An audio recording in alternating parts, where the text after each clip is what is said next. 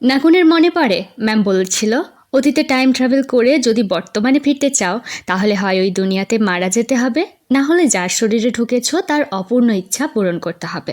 নাকুন ভাবে আর যদি এই জলের নিচে এসে মারা যায় তাহলে নিশ্চয়ই সে বর্তমানে ফিরতে পারবে। কিন্তু তার সব আশায় জল ঢেলে দিল এই পুপ। নাকুন পুপকে দূরে সরাচ্ছে। আরে ভাই সরে যা, আমাকে মরতে দে, আমি মায়ের কাছে যাব। নাকুন জ্ঞান হারাচ্ছে দেখে পুপ তাকে ঠেলে ওপরে তোলে আর রুমে নিয়ে আসে। নাকুন ভাবে এখন আমি মারা যাইনি, সব দোষ এই ছেলেটার। পুপ নাকুনের শরীর মুছিয়ে দিচ্ছিল।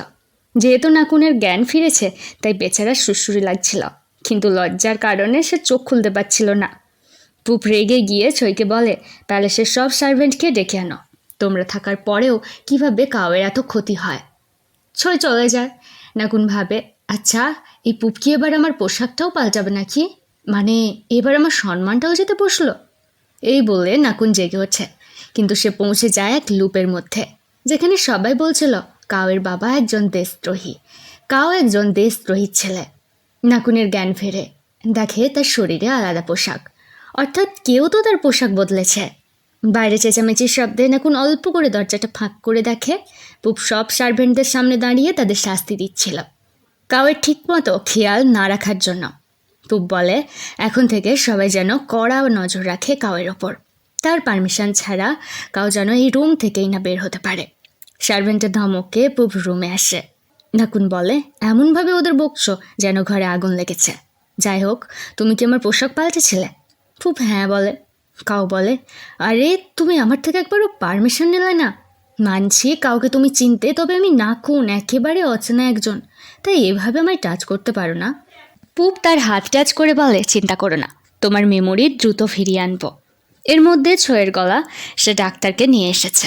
ডাক্তারের গলা শুনে নাকুন উঠে যায় আর সামনে নিজের বন্ধু থেকে দেখে সে কি আনন্দ তার।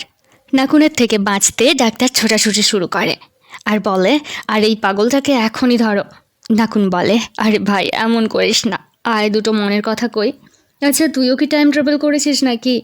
সবাই নাকুনকে সরাচ্ছে।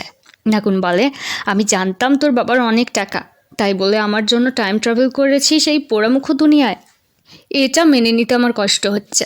ডাক্তারের ইশারায় ছই ওষুধ নিয়ে আসে। ডাক্তার বলে এই ব্যাটা শুধু লাল তার নয়, হলুদ সবুজ সব কটা তার একেবারে ছেড়ে গেছে, তবে চিন্তা নেই, এই পাগলকে সিধা করতে আমার তৈরি মেডিসিন যথেষ্ট। নাকুনকে পাকড়াও করে মেডিসিন ঢালা হয় তার গলায়। নাকুন বলে হে ভগবান, এটা কি খাওয়ালি, এ তো বিষের থেকেও বিদ ঘুচে। এই বলে সে সবটা উগড়ে দেয়। বারবার উল্টি করতে করতে নাকুনের দম হালকা হয়ে গেছে। ডাক্তারের নাম জম। জম আর পুপের মধ্যে নাকুনের রোগ নিয়ে আলোচনা চলেছিল। পুপ বলে কি এমন হলো কাউয়ের সাথে, জ্ঞান ফেরার পর থেকে আমাকে চিনতেই পারলো না, যেন ওই এক অন্য মানুষ, আবার তোমাকে দেখে উল্টাপাল্টা নামে ডাকছে। জম বলে চিন্তা নেই, তার দেওয়া টনিক 2 বেলা সময় মতোকে খাইয়ে দিলে সব ঠিক হয়ে যাবে। আবারও টনিকের নাম শুনে নাকুন রুমের দিকে পালায়। নাকুন ভাবে যে হোক করে তাকে আপন দুনিয়ায় ফিরতে হবে, এমন অত্যাচার আর নেওয়া যায় না। কিন্তু কিভাবে ফিরবে সে? ছই ভাবে তার মাস্টার বোধহয় একেবারে পাগল হয়ে গেছে। আজ রাতে জঙ্গলের মধ্যে তারা খসা হবে, সে মাস্টারের জন্য প্রার্থনা করতে যাবে যাতে কাউ দ্রুত সেরে যায়। তারা খসার নাম শুনে নাকুনের মনে পড়ে সেই রাতে তার উপর একটা তারা খসে পড়েছিল। এরপরেই তো যত সব ঘটনা। সে এই দুনিয়ায় পৌঁছে গেল, তাহলে তারা খসার মাধ্যমে সে আবারও নিজের দুনিয়াতে ফিরতে পারবে। যেমন ভাবা তেমন কাজ, তাকে আর জঙ্গলে গিয়ে তারা খসা দেখতেই হবে। কিন্তু ঘরের মধ্যে ছয়ের পাহারা আর বাইরের সার্ভেন্টরা পুপের ভয়ে দরজায় খিল তুলে পাহারা দিচ্ছে। এখন সে রুম থেকে বের হয় কিভাবে? ছইকে রিকোয়েস্ট করলেও কাজ হয় না, কারণ পুপের আদেশ কাউ যেন এই রুমের বাইরে বের হতে না পারে। বেচারা নাকুন দরজায় বারবার ধাক্কা মেরেও ব্যর্থ হলে নিজের হাত চেপে বসে পড়ে। নজর যায় সামনের খোলা জানালার উপর। তবে ছই বলে এত উঁচু থেকে লাফ দিলে কাউয়ের সব হাড়গোড় গুঁড়ো হয়ে যাবে। তবে নাকুন তো বুঝে গেছে এই রুম থেকে বের হওয়ার এই একটা মাত্র উপায় রয়েছে। হাজারো বাহানায় ছইকে রুম থেকে বের করে ঘরের কোনায় রাখা কাপড়গুলোকে গিট দিয়ে বাংলা সিরিয়ালের হিরোইনদের মতো নেমে যায় প্যালেসের বাইরে। পায়ে মোচড়ের ব্যথা নিয়ে পালাতে গেলে দেখে ছই পুপকে নিয়ে চলে এসেছে। পুপ বুঝতে পারে ছই তাদের বোকা বানিয়ে পালিয়েছে। পুপ দ্রুত রুমে যায়। নাকুন পালাচ্ছিল, তবে পেছন থেকে এক পরিচিত গলায় কেউ তাকে কাউ বলে ডাকে। নাকুন পেছন ফিরে দেখে পুন। পুনকে দেখে সে আনন্দে লাফিয়ে ওঠে আর পুনের হাত ধরে বলে, জানিস ভাই, এই কটা দিন কত কষ্টে ছিলাম। এই থিয়ের বাচ্চা তো আমায় চিনতেই পারছে না। এখন তোকে দেখে কত শান্তি হলো। ছেলেটি নিজের হাত ছাড়িয়ে বলে, ওরে বাপরে, তাহলে কাউ সত্যিই পাগল হয়ে গেছে। এই বলে সে জমকে ডাকতে শুরু করে। নাকুন হতবাক। মনে পড়ে তার এই দুই বেস্ট ফ্রেন্ড থি আর পুন। থি সব সময় তার সাথে হাসি মজা আর দুষ্টুমি করত, তবে পুন সিরিয়াস মানুষ। থি যখন নাকুনকে বিরক্ত করত তখন পুন নাকুনকে প্রোটেক্ট করত। সে জানে পুন তার সাথে প্র্যাঙ্ক করবে এমন মানুষ নয়। নাকুন ভাবে, প্রথমে টাইম ট্রাভেল করলাম, এরপর আবার দুটো এমন মানুষের সাথে দেখা হলো যারা আমার চেনা হয়েও কত অচেনা। এটা মেনে নিতে তার কষ্ট হচ্ছিল। চিৎকার শুনে অন্যরা বেরিয়ে আসে। পুপের থেকে নিজের হাত ছাড়িয়ে নেয় নাকুন। এইসব হাবিজাবি গোলকধাঁধায় ফ্রাস্ট্রেশন ফিল করছিল সে কতবার বলেছে যে কাউ নয়, সে নাকুন। কেন বিশ্বাস করে না এরা? কাউ রেগে বনে চলে যায় আর আকাশের দিকে তাকিয়ে থাকে তারা খসার অপেক্ষায়। তবে তার কপাল চাই ফাটা, একটাও তারা খসছে না আজ। এর মধ্যে পুপ এসে দাঁড়ায় তার পাশে। নাকুনকে ডিস্টার্ব না করে চুপচাপ তার পাশে গিয়ে বসে পড়ে। পুপ বলে, ওরা দুজন জম আর কাউ, যাকে তুমি থি আর পুন বলছো। ওরা আমাদেরই ছোটবেলাকার বন্ধু, একসাথে বড় হয়েছি আমরা। কাউ শান্ত হয়ে প্যালেসে ফিরে আসে। এই সময় তাকে মাথা ঠান্ডা রাখতে হবে। সে জানতে চায় এটা কত সাল, কোন জায়গা। পুপের কথায় কাউ বুঝতে পারে সে প্রায় 3 থেকে 400 বছর পিছিয়ে এসেছে। বিরক্ত হয়ে কাউ নিজের হাত মারে হাঁটুতে। অমনি ব্যথা লাগে তার। জানালা দিয়ে পালানোর সময় মোচড় লেগেছিল তার পায়ে। অমনি কি পুপ ছুটে আসে আর নিজের পোশাকটা ভিজিয়ে সেটা নাকুনের পায়ে লাগাচ্ছে।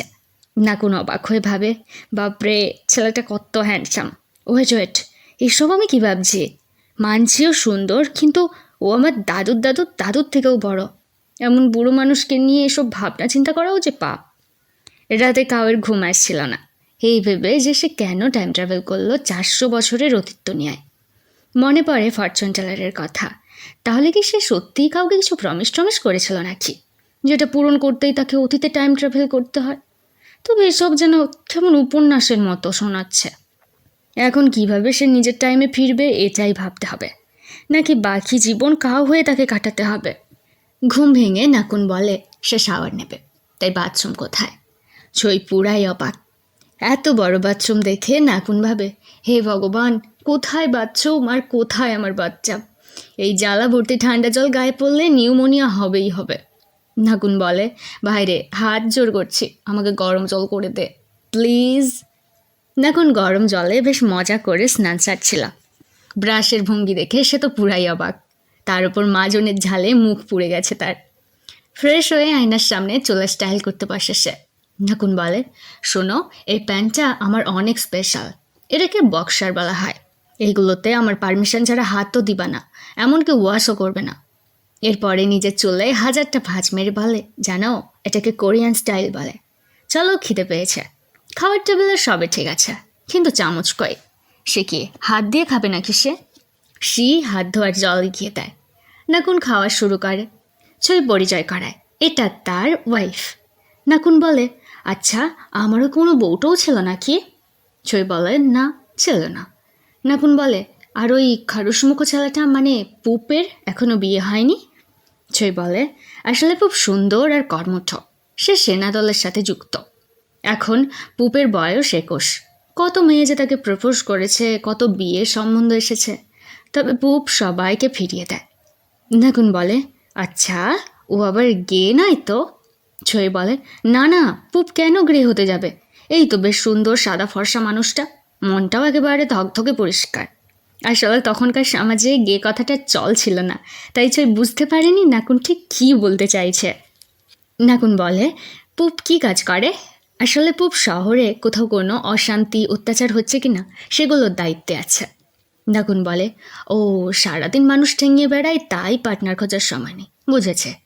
সে বলে, আসলে লর্ডের নজর সব সময় কাউয়ের উপরেই থাকে। কাউয়ের কিছু ঘটলে পুপ চিন্তায় পড়ে যায়। নাকুনের মনে পড়ে সেদিন পুপ কিভাবে সার্ভেন্টদের শাস্তি দিচ্ছিল। অন্যদিকে পুপ এসেছে জমের কাছে নাকুনের বিষয়ে কথা বলতে। এই মেনশানে কিও কাজ করে জমের অ্যাসিস্ট্যান্ট হিসেবে। ছোটবেলা থেকে জম, কাউ, পুপ, কিউ সবাই একসাথে বড় হয়ে উঠেছে। পুপ সব সময় কাউয়ের খেয়াল রাখত। কাউয়ের কোনো বিপদ হলে পুপ সব সময় এগিয়ে যেত। এর মধ্যে কিউ এসে বলে সে কাউয়ের পছন্দের মিষ্টি বানিয়েছে, এগুলো কাউকে দিতে যাবে, আর এই সুযোগে জম যেন কাউকে একবার চেক করে নেয়। জম বলে এই তোদের আবদারেই কাউ এত দুষ্ট হয়েছে। ছই নাকুনকে ধুতি পরাচ্ছিল, তবে নাকুন সেটা টেনে টেনে লুস করছে। ছই আটকায়, এটা ঠিক দেখাচ্ছে না। নাকুন বলেছিলাম আমার বক্সারটাই ঠিক ছিল, কী সব লুঙ্গি ধুতি পরিয়েছ দেখো, এখন হাঁটতে চলতে কত কষ্ট হচ্ছে। এর মধ্যে পুপের সার্ভেন্ট কং এসে তাদের লর্ডের কাছে নিয়ে যায়। লর্ড অর্থাৎ পুপের বাবা তার 3 বউ সহ ছেলে মেয়েদের নিয়ে লাঞ্চ করতে বসেছেন। লর্ড জানতে চায় কাউ এখন কেমন আছে। সাথে লর্ডের অন্য 2 স্ত্রী, 2 আন্টের হাজারো প্রশ্নে নাকুন গোবেচারার মতো বসে থাকে। নাকুন তো কাউকেই চেনে না। বড় বউ অর্থাৎ পুপের মা তাদের বকুনি লাগায়। তিনি পরিচয় দেন তার নাম প্রে। কাউ যেহেতু অসুস্থ, তিনি চান কাউকে মন্দিরে নিয়ে যেতে, যাতে তার অসুখটা সেরে যায়। নাকুন তো এক পায়ে রাজি। বাবার কথায় পুপকেও রাজি হতে হয়। লর্ড জানায় নাকুন যেন এই মেনশানে আসে, তাদের কাছেই থাকে। নাকুন বলে সে চায় না অন্যদের ডিস্টার্ব করতে, ওই ছোট্ট মেনশানটাই তার জন্য ঠিক আছে। লর্ড জানায় কাউয়ের বাবা তার বন্ধু ছিল। মারা যাওয়ার আগে বন্ধু রিকোয়েস্ট করেছিল যেন কাউকে ঠিকমতো খেয়াল রাখা হয়। বন্ধুর কথা লর্ড ফিরিয়ে দেবে কিভাবে? নাকুন ভাবে কাউয়ের বাবা নেই, অর্থাৎ মারা গেছে, কিন্তু কিভাবে মারা গেল আর কেনই বা ছেলের দায়িত্ব বন্ধুকে দিয়ে গেল, এইসব তাকে জানতেই হবে। নাকুন খেয়াল করে 2 আন্টি তাকে ঘুরে ঘুরে দেখছে। চোখ পড়ে পুপের উপর। নাকুন ভাবে এই ছেলেটার হাবভাব মোটেও ঠিক নয়। আসলেই কি কাউয়ের বন্ধু? তবে এমন আজবভাবে তাকায় কেন আমার দিকে? পুপ নিজের হাতে তাকে সার্ভ করে। নাকুন ভাবে আচ্ছা এমন নয় তো এই টার্কি লর্ড আর কাউয়ের মধ্যে? হে ভগবান! এই বলে নাকুন একটা জোরে চিৎকার দেয়।